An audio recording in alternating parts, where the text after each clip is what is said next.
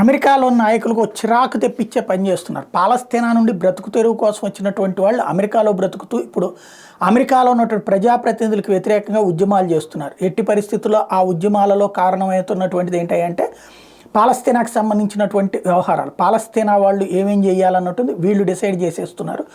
Israel వాళ్ళు ఏమేం చేయాలన్నది వీళ్ళు డిసైడ్ చేసేస్తున్నారు. ఇప్పుడు చూస్తే అందులో ఇజ్రాయెల్ వెనక్కి వెళ్ళిపోవాలట, పాలస్తీనా అట్లాగే ఉండాలట, హమాస్ చేతుల్లోనే ఉండాలట, కాల్పుల విరమణ కాల్పుల విరమణ జరిపేయాలట.